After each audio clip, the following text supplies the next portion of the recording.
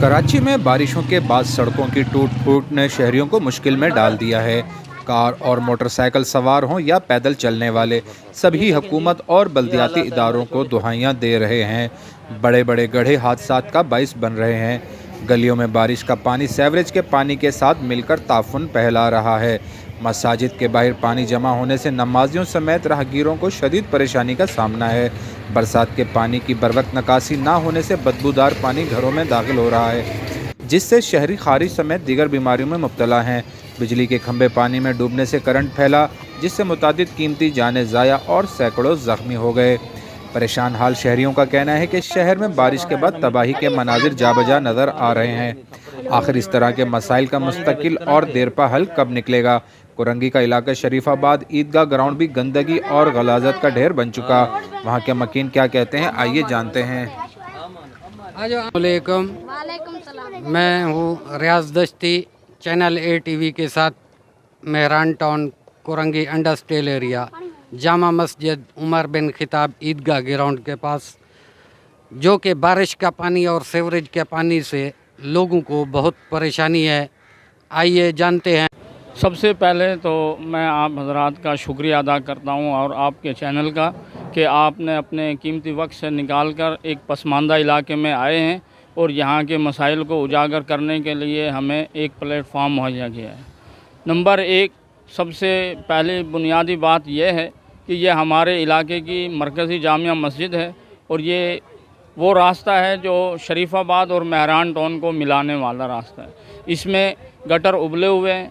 बरसात जो हुई उसकी वजह से दोनों पानी एक होकर यहाँ 2-2 और 3-3 फुट पानी जमा है, जिसकी वजह से गिलासत और गंदगी का बहुत ज़्यादा रुझान हुआ है।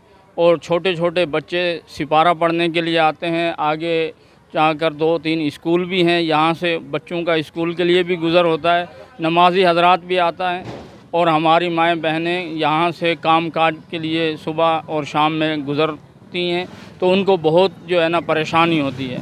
मैं सीएम साहब से ये मुतालबा करना चाहता हूँ अहले इलाका की तरफ से और मस्जिद इंतज़ामिया की तरफ से कि जैसे आपको मैंने मुतहर्रिक और एक्टिव देखा पूरे कराची के लिए, इसी तरह आप ख़ुसूसी तौर पर हमारे इलाके पर नज़र फरमाएँ और फ़ौरन जो है ना अपनी मशीनरी को हरकत दें और हमें जो है ना इस गिलाज़त के ढेर से निजात दिलवाएँ। यहाँ गुज़र के चले जाते हैं लेकिन नमाज नहीं पढ़ सकते, कपड़े सारे गंदे हो जाते हैं, तो बाकी क्या बताऊँ।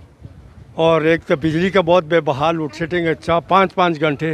ये स्कूल में बच्चे पढ़ रहे हैं, लाइट भी नहीं होता, गर्मी से लोग हलाक हो रहा है। रात का ड्यूटी अगर करेगा वो दिन में आराम कैसा करेगा, नहीं कर सकता। फिर पूरा मोहल्ला ही परेशान है। हम गरीब लोग हैं, जो है ना बरसात के पानी से हम लोग बहुत टेंशन में हैं।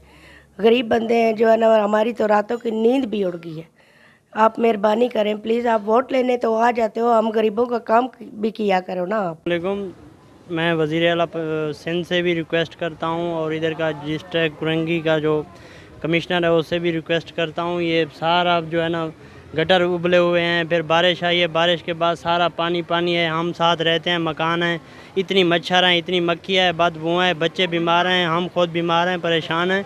हमारे बारे में सोचो, हम आपको नहीं बोलेंगे तो किसको बोलेंगे। पहले बारिश हुआ है, आप वहाँ पे खुद देख रहे हैं, सारे यहाँ के लोग देख रहे हैं, खंबा पानी में डूबा हुआ है, कोई पानी निकालने वाला नहीं है।